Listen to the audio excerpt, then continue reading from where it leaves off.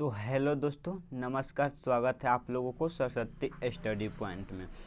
दोस्तों, कल हम 3.12 चर वाले रैखिक समीकरण को सॉल्व किए थे। दोस्तों, आज की वीडियो बहुत ही इम्पोर्टेंट होने वाला है।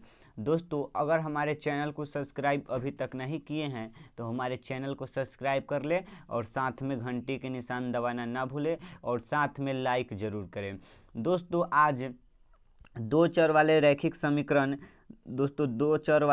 समीकरण युग्म के बारे में हम बताएंगे। प्रश्नवाली 3.2 का है। दोस्तों, क्वेश्चन नंबर 1 है आपका। सबसे पहले दोस्तों इसका कुछ रूल नियम जान लीजिए। दोस्तों, इसका जो रूल नियम होता है हम इसको बता देते हैं। दोस्तों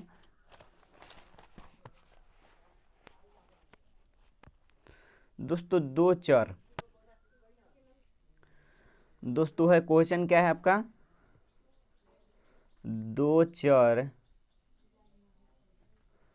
वाले रैखिक समीकरण।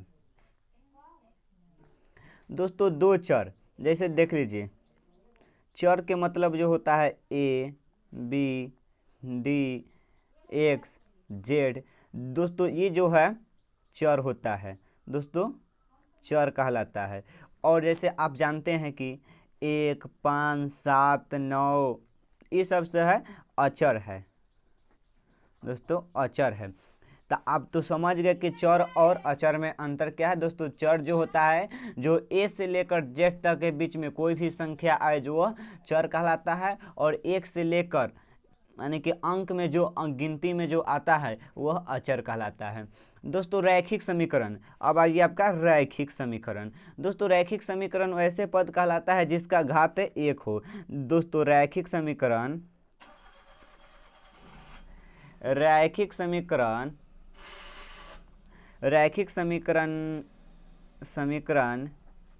का घात कितना हो दोस्तों, 1। आप घात मतलब समझते हैं, तो चलिए हम एक बना देते हैं समीकरण। x प्लस वाई बराबर मान लीजिए हम इसको 4, इसको हम समीकरण 1 मान लेंगे। दोस्तों देखिए, दोस्तों रैखिक समीकरण जिसका घात 1 हो, जैसे इसका घात 1 है, इसका घात भी 1 है, तो हम इसको रैखिक कहते हैं। जैसे होता है 2x² प्लस 2x प्लस 4 बराबर जो 0, इसको हम बोलते हैं द्विघात समीकरण। दोस्तों जिसका घात 1 हो उसको हम बोलते हैं रैखिक समीकरण, और जिसका घात 2 हो उसको बोलते हैं द्विघात समीकरण। और जिसका घात 3 हो, जैसे 3x³ plus 2x² plus 3x plus 4, जिसका घात 3 हो उसको हम बोलते हैं त्रिघात बहुपद। दोस्तों त्रिघात बहुपद, उसके बाद हम क्या करेंगे, तो आप समझ गए रैखिक समीकरण। तो दोस्तों जिसका घात 1 हो वह रैखिक समीकरण कहलाता है। तो चलिए हम अब क्वेश्चन को पढ़ते हैं। दोस्तों क्वेश्चन जो आपका है, निम्न संख्याओं में रैखिक समीकरण के युग्म बनाएं और उनके ग्राफीय विधि से हल ज्ञात कीजिए। दोस्तों क्वेश्चन नहीं बुझा रहा होगा तो क्वेश्चन को आप सही से अपनी किताब में देख लीजिएगा, क्योंकि क्वेश्चन मिटा चुका है प्रिंटिंग। तो दोस्तों हम पढ़ लिए क्वेश्चन नंबर 1 है, 1 का 1। कक्षा 10 के 10 विद्यार्थी ने एक गणित की पहली प्रयोगिता, दोस्तों पहली प्रयोगिता मानी यानी प्रयोगिता मतलब पहली परीक्षा, जो टेस्ट परीक्षा होता है उसको प्रयोगिता बोलते हैं। पहली प्रयोगिता में भाग लिया। दोस्तों कितने विद्यार्थी ने भाग लिया, तो गणित को जो पहली प्रयोगिता थी उसमें 10 विद्यार्थी ने भाग लिया। यदि लड़कियों की संख्या लड़कों की संख्या से 4 अधिक है तो प्रतियोगिता में भाग लिए गए लड़कों और लड़कियों की संख्या ज्ञात कीजिए। दोस्तों जो प्रतियोगिता में भाग लिए गए लड़कों और लड़कियां हैं उसकी संख्या हमको ज्ञात करनी है। तो सबसे पहले हम क्या लिखेंगे, तो लिखेंगे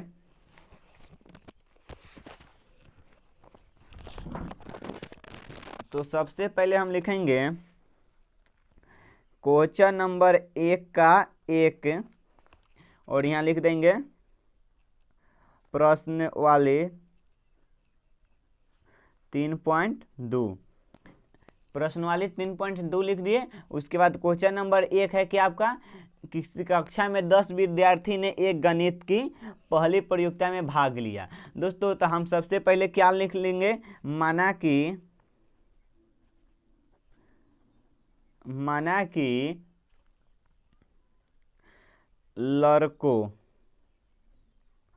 लड़कों की संख्या बराबर x और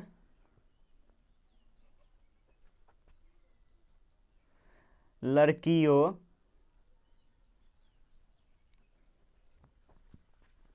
की संख्या बराबर जो हो जाएगा y हो जाएगा।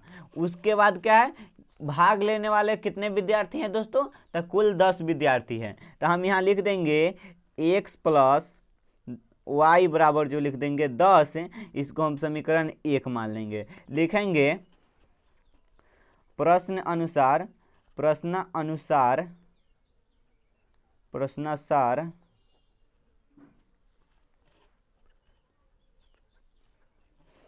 क्या लिखेंगे दोस्तों, तो क्वेश्चन क्या कहता है कि प्रतियोगिता में यदि लड़कियों की संख्या क्या माने हैं x, सॉरी दोस्तों, लड़कियों की संख्या हम क्या माने हैं y बराबर लड़कियों की संख्या लड़कों की संख्या से 4 अधिक है। दोस्तों लड़कों की संख्या हम y माने हैं और लड़कों से जो कितना है 4 अधिक है, तो हम प्लस कर दिए। उसके बाद हम क्या लिखेंगे, तो प्रतियोगिता में भाग लिए गए लड़कों और लड़कियों की संख्या ज्ञात कीजिए।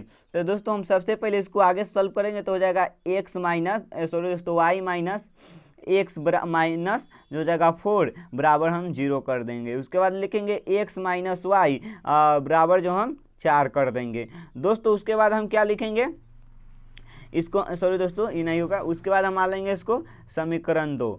दोस्तों ग्राफीय विधि से हल करने के लिए कहा है क्वेश्चन, तो हम ग्राफीय विधि से इसको 2 विधि से हम इसको सॉल्व कर सकते हैं। एगो प्रतिस्थापन विधि से भी सॉल्व कर सकते हैं और इसको ग्राफीय विधि से भी सॉल्व कर सकते हैं। दोस्तों तो ग्राफीय विधि सॉल्व करना तो आसान है, तो हम ग्राफीय विधि नहीं अभी प्रतिस्थापन विधि से हम सॉल्व करेंगे। दोस्तों किस विधि से हम सॉल्व करेंगे, तो प्रतिस्थापन विधि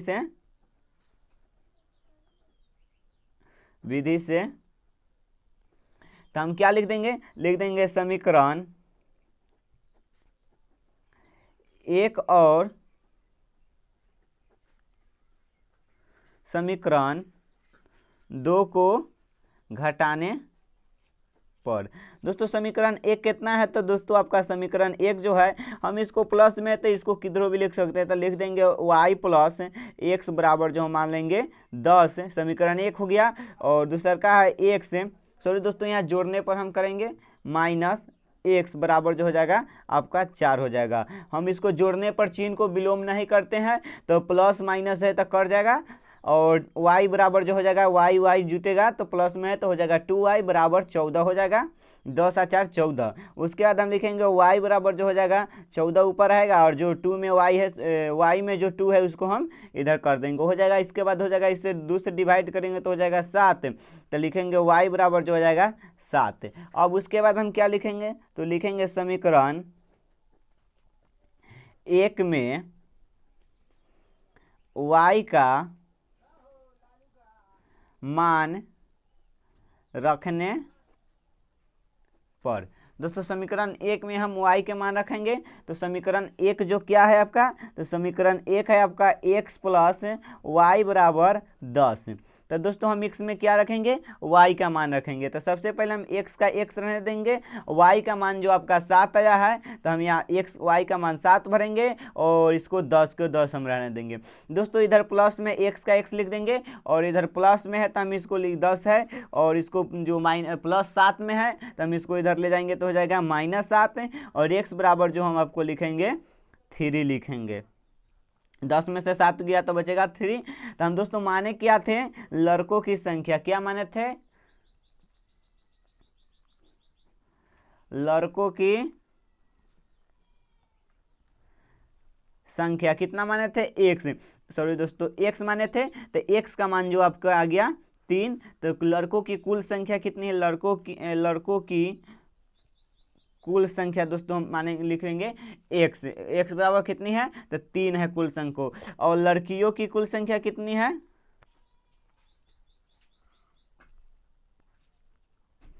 लड़कियों की जो कुल संख्या हो जाएगी y है, तो हम इसको y को कितना आया है 7। तो दोस्तों लड़कियों की जो कुल संख्या है 7 है। इस तरह क्वेश्चन नंबर आपका 1 का 1 समाप्त हुआ। अब क्वेश्चन नंबर हम 2 को सॉल्व करेंगे। दोस्तों क्वेश्चन नंबर जो आपका 2 है, 5 पेंसिल तथा 7 कलमों की कुल संख्या 50 रुपये है। दोस्तों 5 पेंसिल और 7 कलम है जिसका मूल्य कितना रुपये है, 50 रुपया। जबकि 7 पेंसिल तथा 5 कलमों का मूल्य 46 रुपये है। तो एक पेंसिल का मूल्य तथा एक कलम का मूल्य ज्ञात कीजिए। दोस्तों हमको एक पेंसिल और एक कलम का जो मूल्य ज्ञात करना है, तो सबसे पहले हम क्या लिखेंगे, यहाँ लिख लेंगे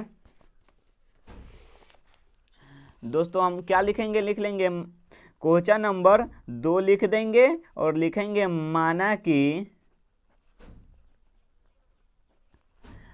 कि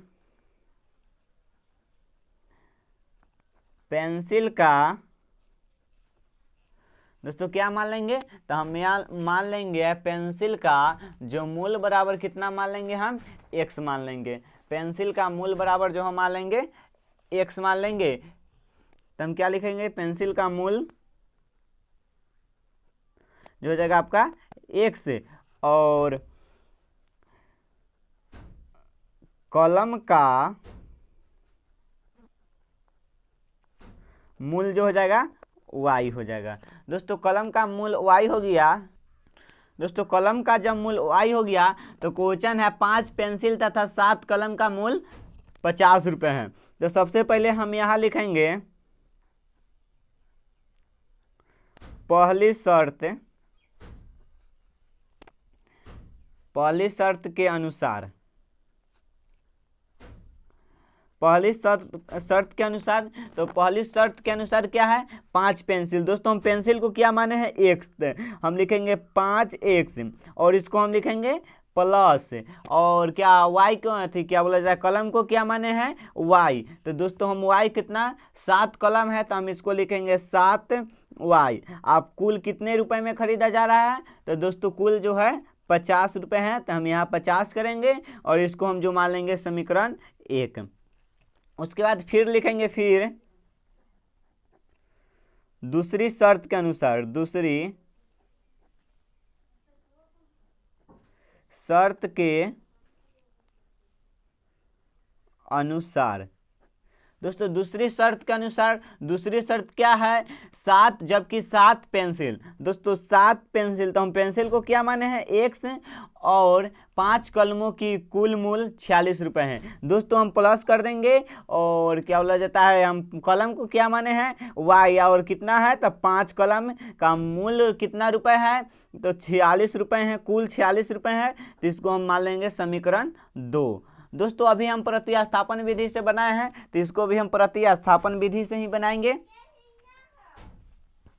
तो सबसे पहले हम क्या लिखेंगे, तो सबसे पहले हम लिखेंगे समीकरण 1। देखिए दोस्तों सबसे पहले हम देखिए समीकरण 1 जो है 5x प्लस 7y बराबर जो है 50, और समीकरण 2 है 7x प्लस 7y बराबर 46। दोस्तों हम दोनों को बराबर करेंगे तो कोई कटने वाला नहीं है। तो हम इसमें क्या करेंगे, समीकरण 1 में जो हम गुना कर देंगे, कितना से गुना कर देंगे, 5 से, और समीकरण 2 में हम गुना कर देंगे 7 से। दोस्तों उसके बाद हम क्या करेंगे, तो उसके बाद हम लिखेंगे समीकरण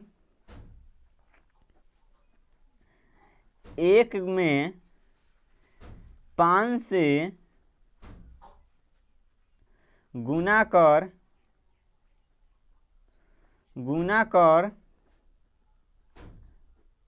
सॉरी दोस्तों, समीकरण 1 में 5 से और समीकरण 2 में 7 से गुना कर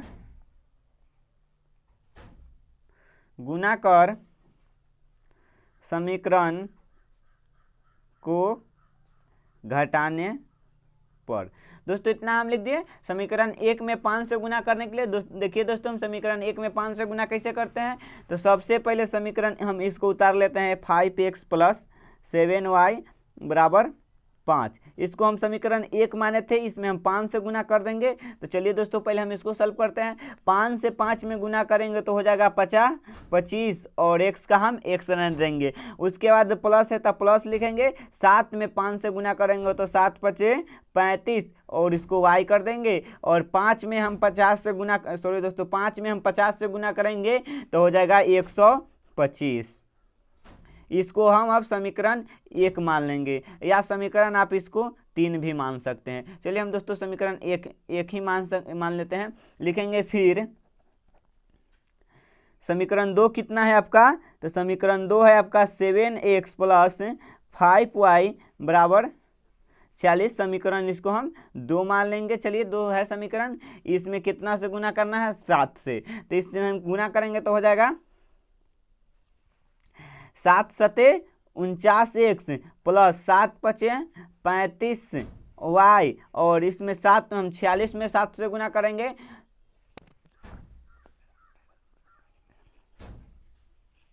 तो हो जाएगा 7 × 6 = 42, हासिल बचा 4 और 7 × 4 = 28 और 4 जो हो जाएगा 32। उसके बाद हम इसको समीकरण 2 भी मान लेते हैं, या आपको 4 भी समीकरण इसको मान सकते हैं। तो हम लिखेंगे समीकरण 2, समीकरण 1 और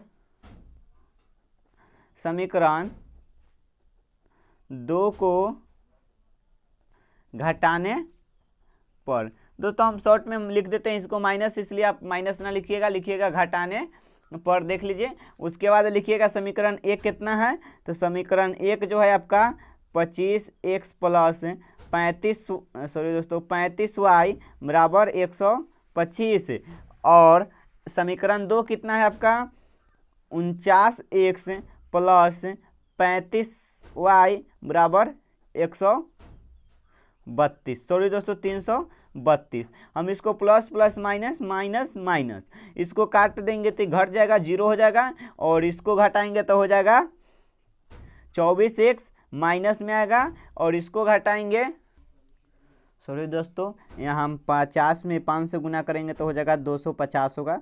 दोस्तों हम 250 लिखेंगे, सॉरी मिस्टेक हो गया है। तो हम इसको क्या करेंगे 250 कर देंगे और इसमें 7 में 46 से गुना करेंगे तो 322 हो जाएगा। तो हम इसको 322 लिख दिए हैं और इसको घटाएंगे तो हो जाएगा 76 दोस्तों। उसके बाद लिखेंगे सॉरी दोस्तों माइनस में आएगा तो माइनस से माइनस हम कैंसिल कर देंगे। उसके बाद हम आगे इसको सॉल्व करते हैं। माइनस से माइनस कैंसिल करने के बाद जो आपका बचा है 24x बराबर जो बचा है 76। तो हम इसको आगे लिखेंगे तो लिखेंगे 76 बटा क्या लिखेंगे 24। दोस्तों इससे हम काटेंगे इसको तो हो जाएगा 12 और ये कितना हो जाएगा 35 दूना 70 और 38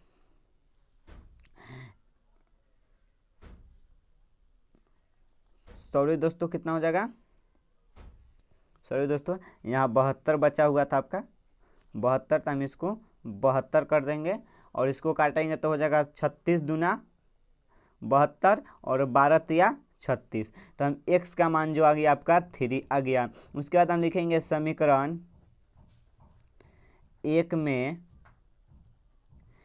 x का मान रखने पर। दोस्तों समीकरण 1 में x का मान रखने पर तो हम क्या लिखेंगे, समीकरण 1 कितना है आपका। तो दोस्तों समीकरण 1 जो है आपका 5x + 7y = 50। तो हम इसको समीकरण 1 में x का मान रखेंगे, तो समीकरण 1 जो है लिख दिए। x का मान आपका 3 है, तो हम x का मान 3 लिखेंगे, x के मान 3, और 7y है तो 7y रहने देंगे, और इसको 50 को हम 50 रहने देंगे।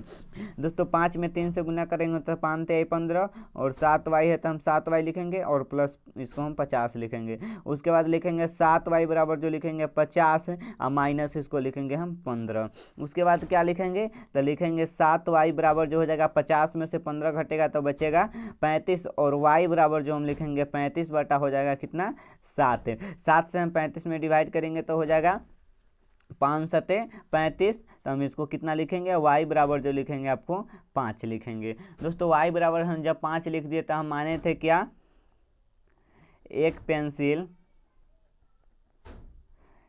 पेंसिल का